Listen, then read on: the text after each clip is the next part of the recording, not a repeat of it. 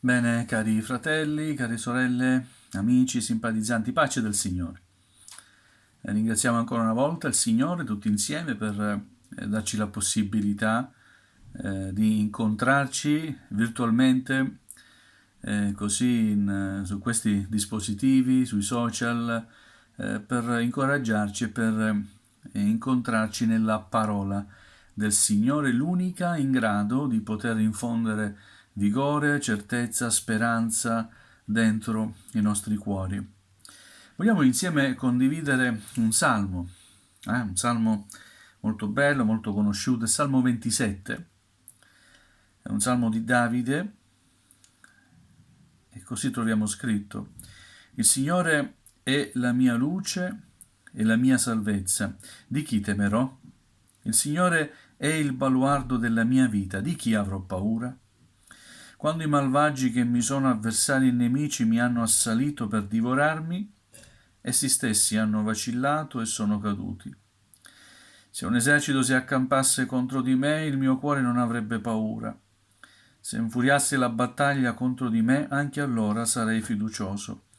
Una cosa ho chiesto al Signore e quella ricerco: abitare nella casa del Signore tutti i giorni della mia vita, per contemplare la bellezza del Signore e meditare nel suo tempio.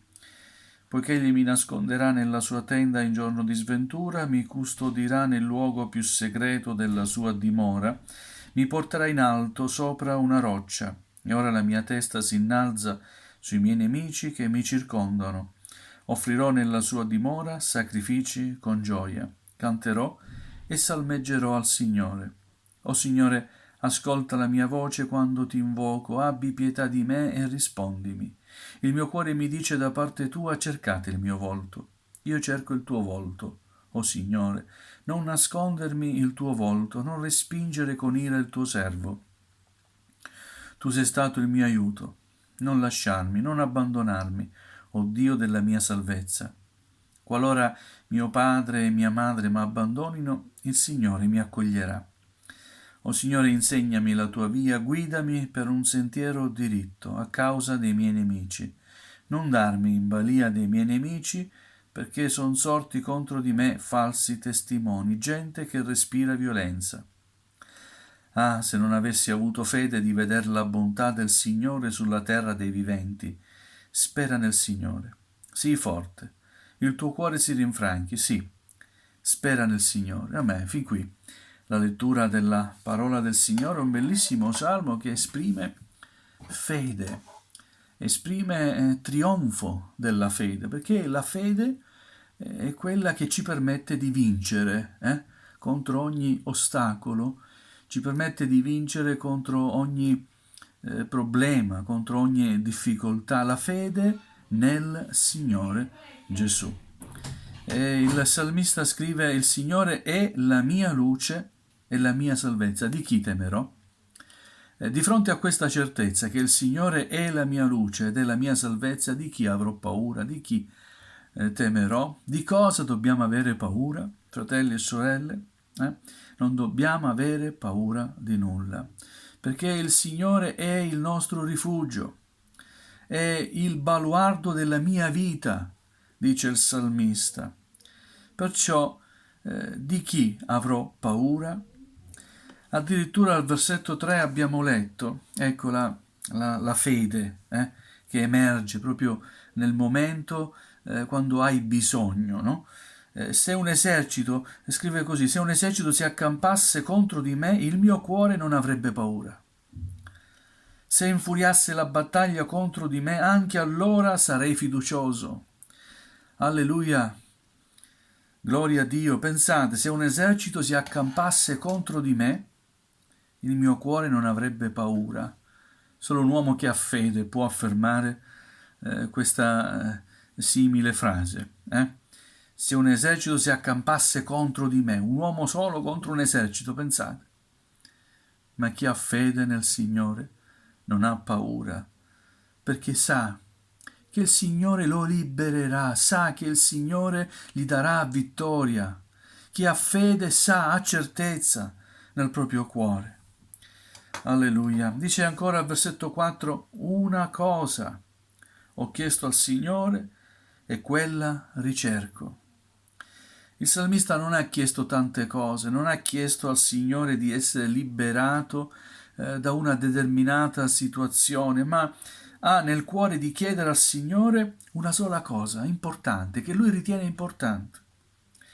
Non solo la chiede, ma anche si impegna a ricercare quello che chiede al Signore. Una cosa ho chiesto al Signore e quella ricerco: abitare nella casa del Signore tutti i giorni della mia vita. A me che bella richiesta. Abitare nella casa del Signore tutti i giorni della mia vita, per contemplare la bellezza del Signore e meditare nel suo tempio. Sembra di comprendere che il salmista trova un particolare piacere stare alla presenza del Signore. Qui quando dice abitare, abitare nella casa del Signore non vuole intendere abitare nel tempio, nelle mura, nella chiesa fisica, ma vuole intendere abitare nella dimora dell'Eterno, dove il Signore, dove lo si può trovare. E quindi in una contemplazione spirituale, in un atteggiamento di adorazione, di preghiera e di ricerca della sua presenza, trova il Signore e lì vuole stare, desidera stare. E chi ha provato a stare alla presenza del Signore sa comprendermi bene. Cosa voglio dire, cosa vuole intendere anche il salmista. Si sta bene alla presenza del Signore. Alleluia. Poi ancora continua, poiché egli mi nasconderà nella sua tenda in giorno di sventura, mi custodirà nel luogo più segreto della sua dimora, mi porterà in alto sopra una roccia. Nel momento della difficoltà, ecco, il Signore è la nostra tenda di rifugio. Nel giorno della sventura, alleluia, il Signore è la nostra tenda dove possiamo rifugiarci. Egli mi nasconderà nella sua tenda in giorno di sventura, mi custodirà, mi porterà in alto sopra una roccia. Gloria a Dio. Versetto 8 è bellissimo, dice: il mio cuore mi dice da parte tua, cercate il mio volto. Il mio cuore mi dice da parte tua, è come dire: tu parli al mio cuore, tu mi fai sentire la tua parola nel mio cuore, tu mi fai capire ciò che hai da dirmi. Il mio cuore mi dice da parte tua, riconosco che la voce che sento, la parola che sento è nel mio cuore ed è da parte tua. Cercate il mio volto, questo dice il Signore ancora oggi. Cercate il mio volto. È una richiesta che fa il Signore, semplice. E noi vogliamo cercare il volto del Signore. Il salmista dice: io cerco il tuo volto, Signore, sì. Tu mi richiedi questo da me, dalla mia vita, dall'anima mia, e io cerco il tuo volto. Non nascondermi il tuo volto, non respingere con ira il tuo servo. Tu sei stato il mio aiuto, non lasciarmi, non abbandonarmi, o Dio della mia salvezza. Che belle parole, che bella preghiera profonda che nasce dal cuore. Alleluia. Ancora un'altra certezza: qualora mio padre e mia madre mi abbandonino, il Signore mi accoglierà. Alleluia. Anche se tutti ci lasciano soli, il Signore mai ci lascerà soli. Persino i genitori possono abbandonare i figli, ma il Signore non ci abbandona mai. Alleluia. Qualora mio padre e mia madre mi abbandonino, il Signore mi accoglierà. Alleluia, insegnami la tua via. Ecco la richiesta ancora che fa il salmista al Signore, è una preghiera. Signore, insegnami la tua via, guidami per un sentiero diritto. Alleluia, spesse volte le nostre preghiere sono rivolte a Dio in questo modo: Signore, fammi questo, fammi quest'altro, ho bisogno di questo. E invece la richiesta che fa il salmista al Signore è: insegnami la tua via, guidami per un sentiero diritto. Alleluia, non darmi in balia dei miei nemici, perché sono sorti contro di me falsi testimoni, gente che respira violenza.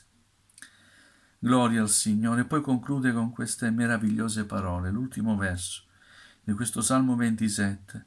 Il verso 14 dice così: spera nel Signore, sii forte e il tuo cuore si rinfranchi. Sì, spera nel Signore. Io voglio dirlo anche a voi, lo dico anche a me stesso.